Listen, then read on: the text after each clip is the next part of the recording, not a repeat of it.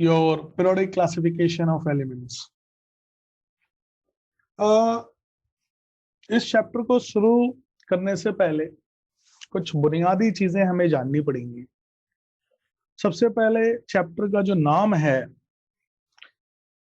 इसमें 3 अच्छे शब्दों का इस्तेमाल हुआ तो टेक्निकली 4 शब्दों का है, पीरियोडिक क्लासिफिकेशन ऑफ एलिमेंट्स, लेकिन फिलहाल 3 शब्दों पे कॉन्सेंट्रेट कर रहे हैं। पहले मीनिंग समझते हैं कि इस चैप्टर में बेसिकली हम लोग क्या पढ़ने वाले हैं। ठीक है, चैप्टर का नाम का अर्थ अगर आप लोग समझ जाएंगे ना, तो काफी फंडामेंटल आप समझ जाएंगे कि इस चैप्टर का क्या है, वो क्या बेसिक फंडा है जिसपे ये चैप्टर बेस्ड है। तो सबसे पहले जरा समझने की कोशिश करते हैं कि ये जो वर्ड है पीरियोडिक,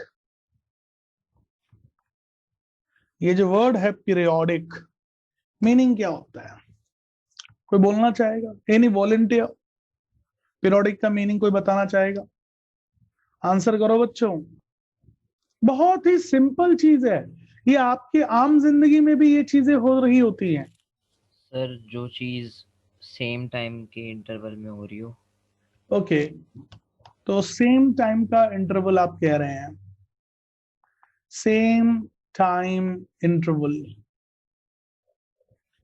इतना गलत भी नहीं होगा पीरियोडिक का मीनिंग। ठीक है, परफेक्टली सही भी नहीं बोला जा सकता, लेकिन गलत भी नहीं बोला जा सकता, सम इन बिटवीन, काफी सच्चाई के नजदीक है। दीक्षित साहब, क्या लगता है ये वर्ड पीरियोडिक क्या हो सकता है?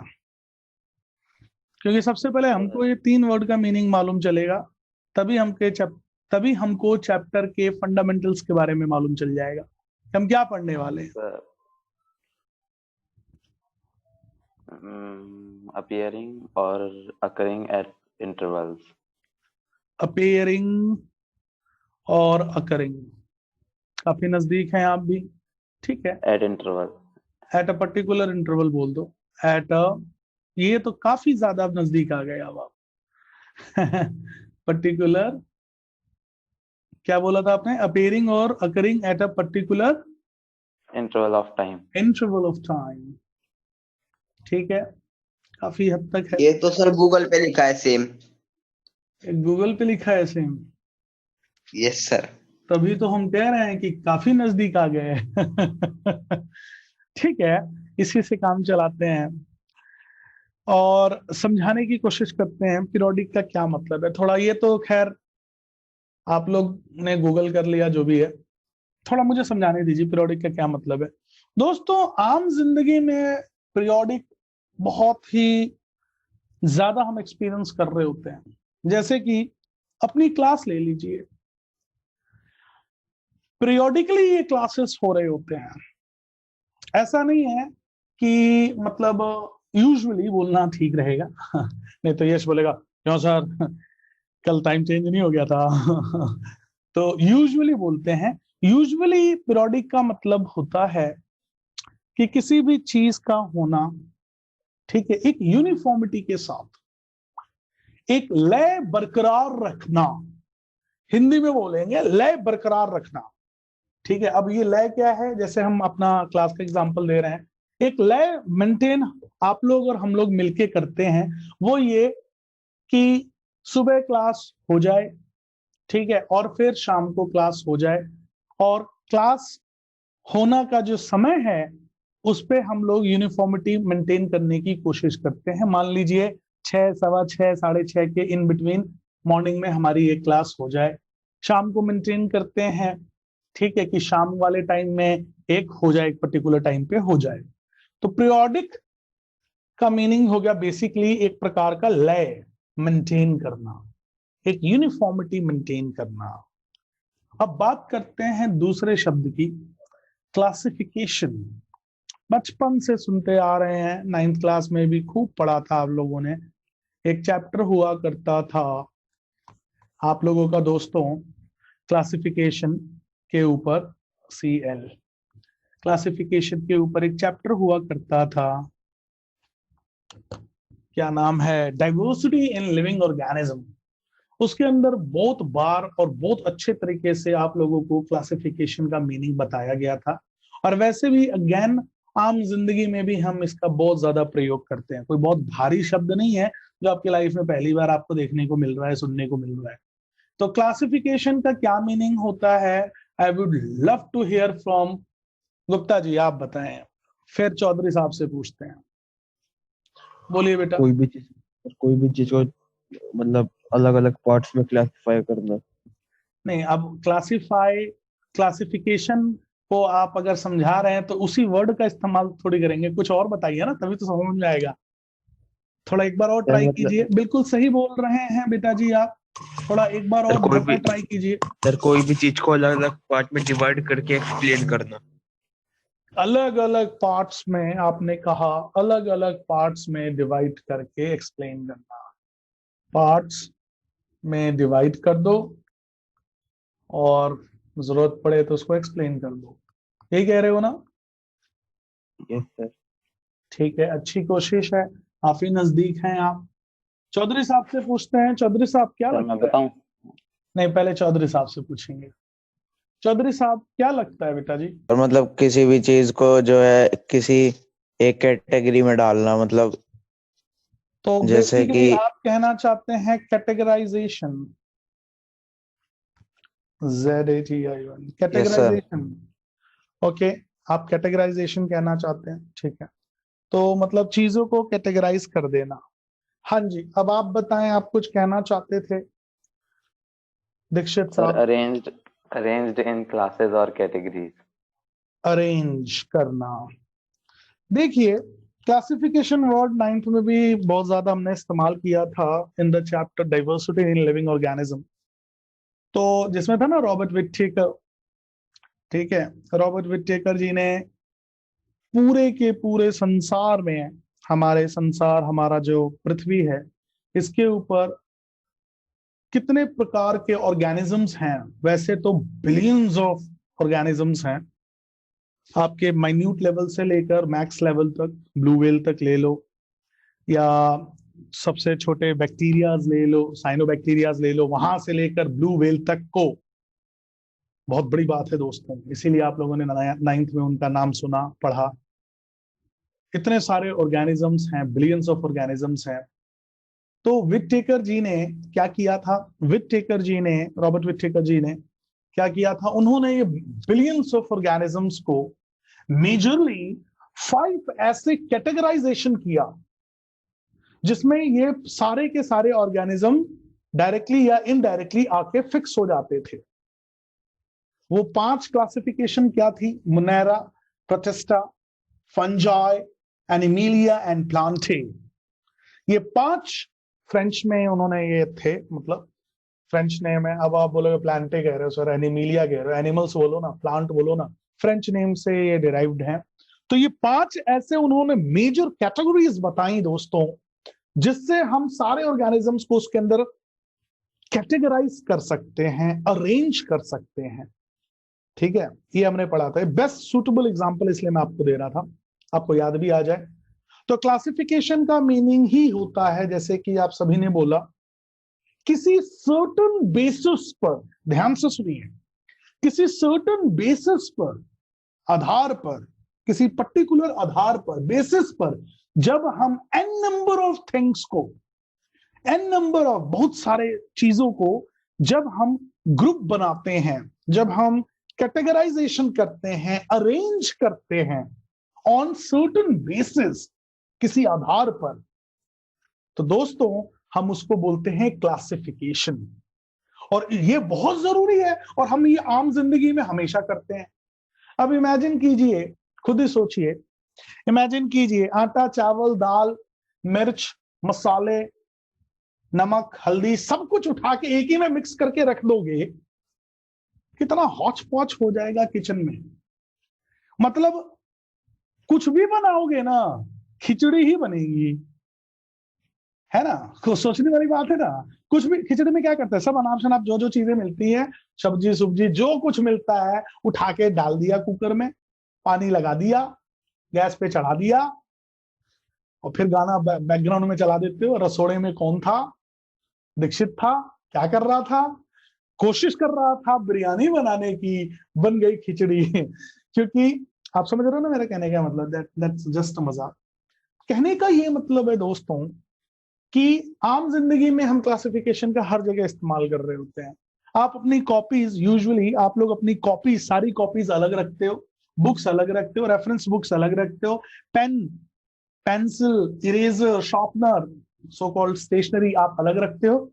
या ऐसे करते हो कि एक बुक में आपका अंदर वो रखा हुआ है, शार्पनर रखा हुआ है, दूसरे बुक के अंदर इरेजर रखा हुआ है, और ढूंढते हो तो मालूम चलता है कि कहां गया। वो हम क्यों अलग अलग रखते हैं? वो हो गया बेनिफिट्स ऑफ क्लासिफिकेशन के लिए। And what are the benefits of classification? To understand the things easily, to locate the things easily, है कि नहीं? To analyse the things easily.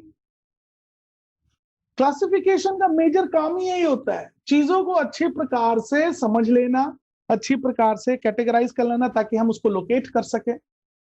ठीक है? और n नंबर ऑफ और बेनिफिट्स हैं क्लासिफिकेशन की। तो पीरियोडिक क्लासिफिकेशन, दोनों शब्दों को एक साथ मिला दें तो क्या हो रहा है? पीरियोडिक क्लासिफिकेशन का मीनिंग हो गया कि यहां पे कुछ क्लासिफिकेशन, कुछ ग्रुपिंग होगा on the basis of same interval, या इंटरवल समझ लीजिए, या अकरेंस समझ लीजिए, जो आप लोगों ने वर्ड यूज किया। ठीक है, ठीक है, बिल्कुल ठीक है। अपीयरिंग या अकरेंस, हम यहां पे इस बेसिस के ऊपर कुछ चीजों को क्लासिफाई करने वाले हैं, ग्रुप बनाने वाले हैं, अरेंजमेंट बनाने वाले हैं। वो तीसरा शब्द क्या है? एलिमेंट्स। अब ये एलिमेंट्स क्या होते हैं? फिर इन तीनों को एक साथ वर्ड लेकर चलेंगे तो और मजा आएगा। तो क्या होता है दोस्तों एलिमेंट्स का मीनिंग? कौन मुझे बताएगा, डिफाइन करेगा एलिमेंट्स? एनी वॉलंटियर जो मुझे एलिमेंट का मीनिंग समझाना चाहेगा। सर एलिमेंट्स बेसिकली 121 होते हैं, लेकिन हम 118 पढ़ते हैं। और ओके, मतलब कितने के लमसम में है? 118 पढ़ रही। अरे होता क्या है ये तो बताओ पहले। कीजिए साहब, थोड़ा जल्दी जल्दी करो ना बच्चों, अभी तक चैप्टर में भी नहीं घुसे हैं। सर मैं अभी बताऊं? आपसे पूछते हैं अभी जरा एक बार। सैफ बेटा, हाँ सर मैं कह रहा था कि एकदम सिंपल एटम्स, जो हाँ। सर ये इतना complex- नेगेटिव चार्ज ये- होता है। ये कॉम्प्लेक्स एटम क्या होता है बेटा? क्या सर? ये आपने वर्ड यूज किया सिंपल एटम्स, तो ये कॉम्प्लेक्स एटम मतलब भी होता है सर, क्या कुछ? हाँ सर, आयंस नहीं होते। अच्छा, तो मतलब अगर एटम्स आयन के रूप में है तो वो कॉम्प्लेक्स आप उसको बोलना चाहते हो, और जो आयंस के रूप में नहीं है, फ्री स्टेट में है, उन एटम्स को आप मतलब सिंपल एटम्स कहना चाहते हो। यस अच्छा, सर। एक बात बताइए, इसमें से सिंपल एटम कौन सा है? क्योंकि ना मैंने अपने करियर में, मैं तो ये पहली बार ही सुन रहा हूं सिंपल एटम के रूप में डिफाइन करना। मान लीजिए ये तीन है, ये तीनों तो ऑक्सीजन ही है ना? हाँ सर। ठीक है, तो इसमें सिंपल एटम कौन सा है और कॉम्प्लेक्स एटम कौन सा है? ये क्या है मतलब? बताइए, इसको देखकर आपके मन में क्या घंटी बज रही है? सारे एक ही हैं बस। सारे एक ही हैं तो अच्छा, तो मतलब अगर कुछ इस फॉर्म में अगर मिल जाए तो ये आप कॉम्प्लेक्स बोलोगे? नहीं सर, कॉम्प्लेक्स तो नहीं, मतलब ये आयनिक फॉर्म होगी ना एक एटम की। तो बेटा ये सिंपल और ये कॉम्प्लेक्स वाली बात कहां से आ गई यार? रखो ना एटम को एटम ही रहने दो, सिंपल और कॉम्प्लेक्स में मत घुसो। ठीक है, अगर आयन है तो आयन बोलो, ठीक है, एटम है तो एटम बोलो, ठीक है, और अगर मॉलिक्यूल है तो मॉलिक्यूल बोलो। ये जो तीन चीजें हैं, ये एटम है, ये मॉलिक्यूल है, और ये भी मॉलिक्यूल है। इसे बोलते हैं oxygen gas, normal oxygen gas molecular state में अवेलेबल है। ये है ओजोन, ठीक है, और ये जो है ये वन एटम है ऑक्सीजन का। ठीक है, खैर मैं एटम मॉलिक्यूल्स के डिस्कशन में नहीं पढ़ना चाह रहा था फिलहाल। मैं आपसे सिंपल भाषा में एक जानना चाहता हूं कि अगर एक मान लीजिए 6वीं या 7वीं क्लास के बच्चे को अगर आपको एलिमेंट में मीनिंग समझाना है तो आप क्या बोलोगे उसको, ताकि उसको समझ में आ जाए?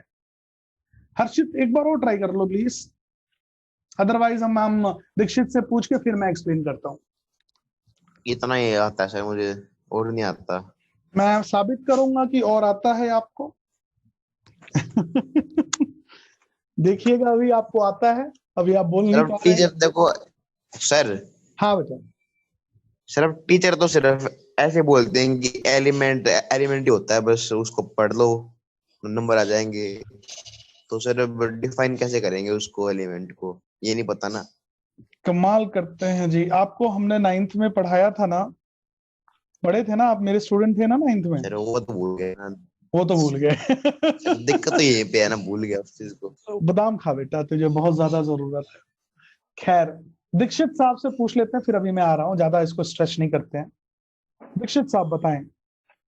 सर एलिमेंट्स आर दी, अरे हिंदी में बताइए, मैं 6ठी क्लास का बच्चा हूँ और आप भैया भैया भैया हैं आप। आदित्य भैया जी जरा बताइए तो क्या होता है ये एलिमेंट्स। सर समझा, 6ठी एलिमेंट, क्लास को मुझे समझ में आ जाए, बता। सर एलिमेंट छोटे छोटे पार्टिकल्स होते हैं जिससे पूरा वर्ल्ड बना है। ओके, तो इसके लिए आप बहुत बेचैन हो रहे थे डिफाइन करने के लिए। Yes sir. अच्छा, मजा नहीं आया, किसी ने बढ़िया तरीके से एक्सप्लेन नहीं किया। चलिए हम बताने की कोशिश करते हैं। सबसे पहले कि वो 6ठी क्लास के बच्चे को समझ में आ जाए, एलिमेंट्स जो होते हैं ये प्योर सब्सटेंसेस को कहा जाता है। These are pure substances. दूसरी बात, ये इतने भी खत्म मत कर देना। Elements are the pure substances made up of only and only one kind of atom. वो प्योर सब्सटेंसेस दोस्तों, वो प्योर सब्सटेंसेस जो कि सिर्फ और सिर्फ एक ही प्रकार के एटम से बना हो, उसको कहेंगे एलिमेंट। कितना मुश्किल है ये बात। अब याद आ गया मिस्टर हर्षित, कुछ घंटी बजी दिमाग की बेटा। Yes sir. और हर्षित, क्या आप डिनाई कर रहे हो कि ये आपके मन में, चाहे अनकॉन्शियस माइंड में ही ये चीज पड़ी हुई थी कि नहीं पड़ी हुई थी? सर ये पड़ी हुई थी पहले से, ये तो पड़ा हुआ है। ये तो पहले से पड़ी हुई थी। देखा, जैसे कि मैंने कहा, मैं साबित करता हूं कि आपको मालूम है, और इनफैक्ट आप सभी बच्चों को ये चीज मालूम है, बस पता नहीं वो आपकी जुबान पे क्यों नहीं आ रही है, या अनकॉन्शियस माइंड में इतना आप लोगों ने दबाकर उसको बेचारे को दबा दिया है कि आ ही नहीं रही है। खैर, मेरी बात अब आप लोगों को समझ में आ गई होगी कि एलिमेंट्स बेसिकली क्या है। एक छोटा सा एग्जांपल दूंगा, 10-15 सेकंड और ले लेता हूं। मान लीजिए आपने एक आयरन का रॉड रखा है, ठीक है, आयरन बोला है, स्टील नहीं बोला है। अब आप बोलोगे सरिया के ले लें सर? नहीं, सरिया नहीं ले सकते हैं। सरिया is consider to be the steel.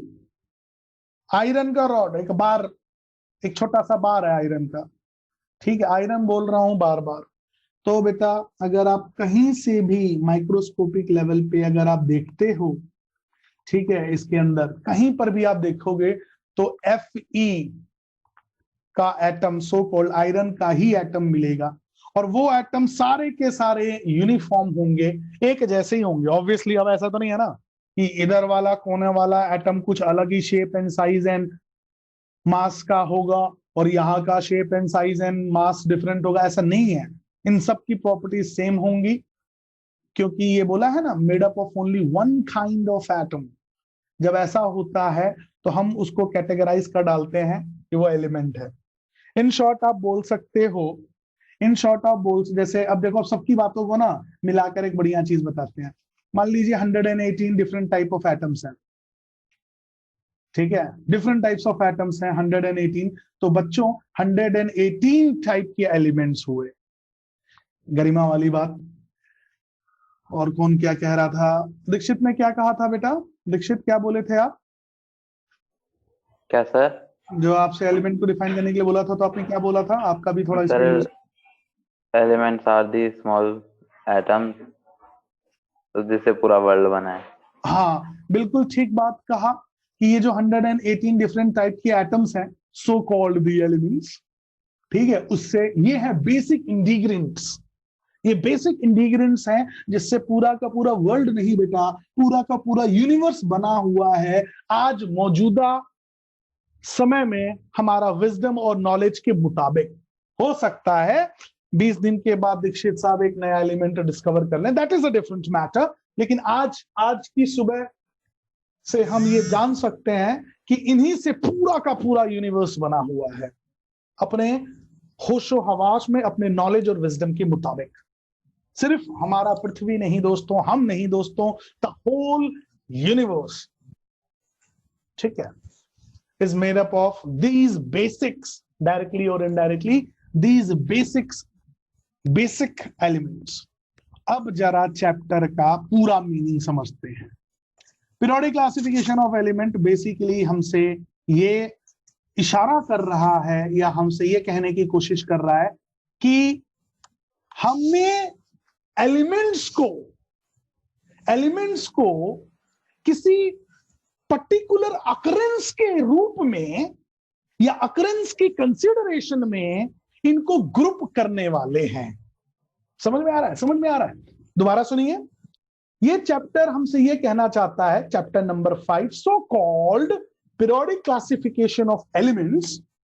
ध्यान दीजिएगा दोस्तों, ये कहना चाहता है कि आप इस चैप्टर के अंदर डिफरेंट एलिमेंट्स जो हैं उनको पर्टिकुलर अकरेंस पे या अपीयरिंग पे एक पर्टिकुलर इंटरवल के माध्यम से आप इसको ग्रुप करने वाले हैं। आप इन सारे एलिमेंट्स को क्लासिफाई, सो कॉल्ड ग्रुप करने वाले हैं या कैटेगराइज करने वाले हैं इस चैप्टर के अंदर।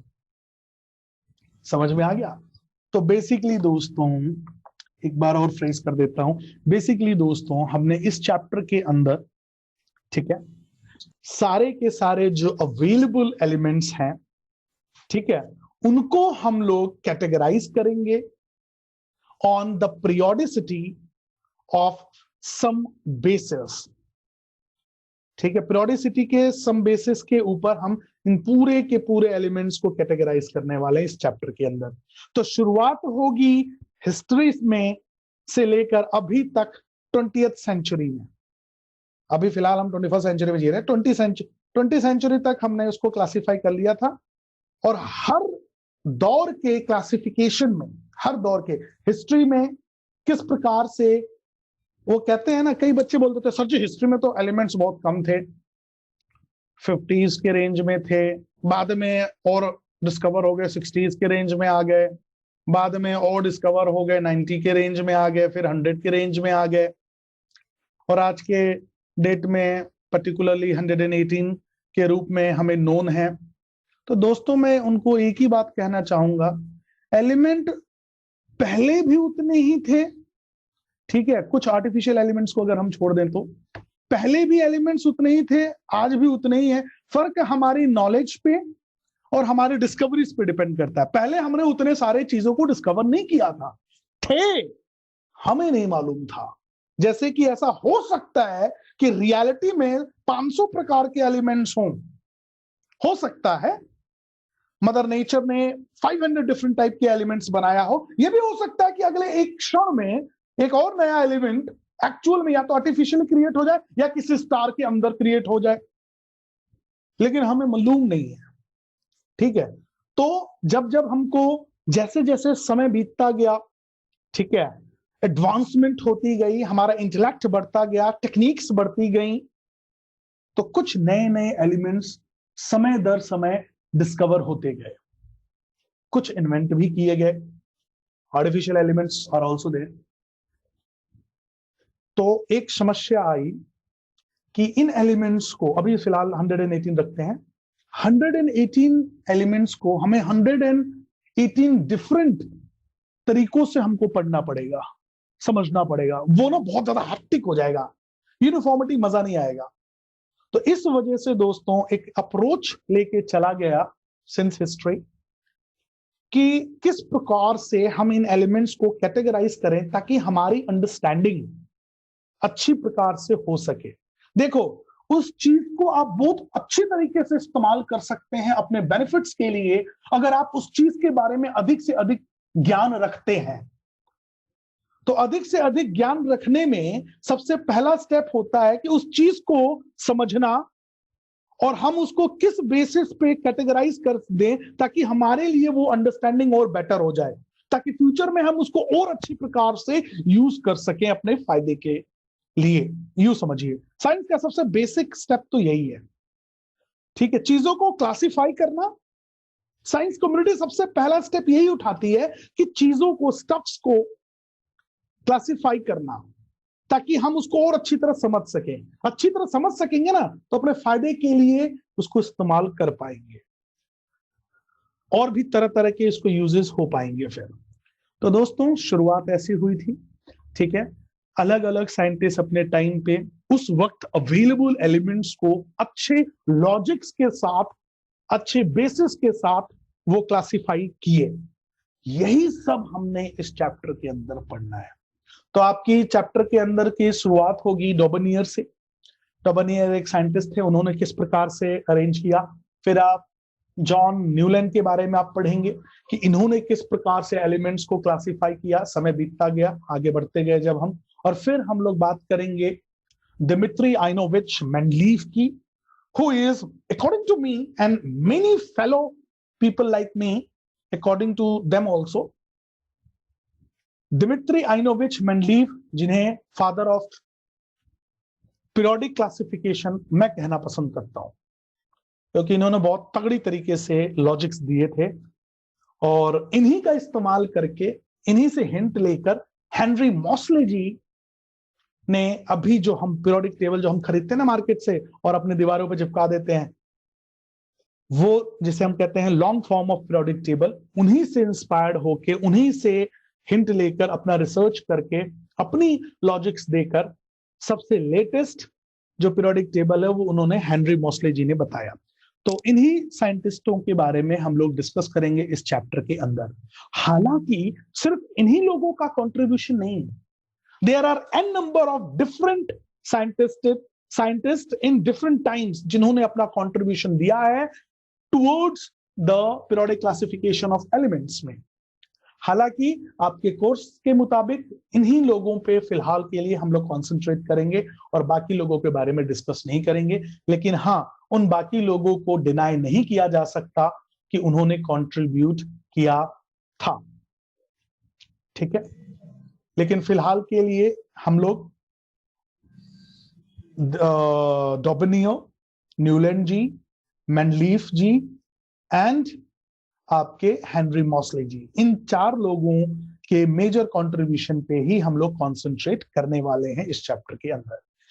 ये जैसे ही कर लेंगे दोस्तों, चैप्टर की समापन होगा और उसके बाद हम लोग चैप्टर के क्वेश्चन आंसर डिस्कस करेंगे, देन क्लोजर डिक्लेयर करेंगे। All right, people. So this is the basic introduction of your chapter, periodic classification of elements. जैसे कि अभी आप लोगों ने जाना कि periodic classification of element में basically क्या है, हमने इंट्रो समझा। इसी संदर्भ में जो हमारे साइंटिस्ट जो हैं, सबसे पहले साइंटिस्ट जिनका नाम है डॉबनियो। दोस्तों इनका पूरा नाम है जॉन वुल्फगैंग डॉबनियो, ठीक है, जिनका समय, जिस समय ये इनका जो कंट्रीब्यूशन हम लोग काउंट करते हैं वो 19th सेंचुरी की बात है, इनफैक्ट अर्ली 19th सेंचुरी। तो अर्ली 19th सेंचुरी में जो हमारे डॉबनियर थे, उन्होंने उस वक्त अवेलेबल जो एलिमेंट्स थे, ऑब्वियसली बहुत ज्यादा नहीं थे, कम ही थे। अवेलेबल मतलब नोन टू ह्यूमन, अवेलेबल तो ऑलमोस्ट काफी थे, बट नोन टू ह्यूमन बहुत कम थे, ठीक है। और क्या कहते हैं, उस वक्त जितने थे उनमें डॉबनियर जी ने एक अप्रोच दिया कि किस प्रकार से हम इनको लॉजिकली हम इनको क्लासिफाई करें ताकि काफी अंडरस्टैंडेबल वे में चीज रहे। तो उन्होंने एक अच्छा सा मेथड बताया, ठीक है, जो कि काफी दिनों तक प्रचलन में रहा, काफी दिनों तक फेमस रहा। बाद में वो फेल हो गया क्योंकि जो न्यू एलिमेंट्स आ रहे थे उनमें फिर इसकी जो क्या कहते हैं यूनिफॉर्मिटी थी वो मेंटेन नहीं हो रही थी। खैर लिमिटेशन की बाद में बात करेंगे, पहले समझते हैं कि उन्होंने बोला क्या था। उन्होंने ग्रुप बनाए थे एलिमेंट्स के। मान लीजिए एक इंस्टेंस के लिए मान लीजिए कि 21 एलिमेंट्स हैं, ठीक है, तो उन्होंने 3-3 के ग्रुप में इनको बांटा। मान लीजिए ये x, ये a, ये z, उन्होंने 3-3 एलिमेंट का एक ग्रुप बनाया, तो इस ग्रुप को बोला गया ट्रेड्स। ठीक है, इनके ट्रेड्स में क्या था कि बेसिकली मान लीजिए ये ग्रुप 1 है, या ग्रुप 1 ले लीजिए, चलिए ये ग्रुप 1 है दोस्तों। तो डॉबनियर जी के मुताबिक जो लॉजिक उन्होंने यूज किया था atomic mass increasing atomic mass. तो उन्होंने क्या किया, ये 3 एलिमेंटों के मास इंक्रीजिंग ऑर्डर में ऐसे अरेंज किया, ठीक है, इनमें से निकाल के 3-3 के ग्रुप बनाया था उन्होंने। ऐसे अरेंज किया कि मान लीजिए अगर इसका 5 है, ठीक है, तो इसका 10 है, तो इसका 15। मीनिंग उन्होंने इस खूबसूरती के साथ उन्होंने अरेंज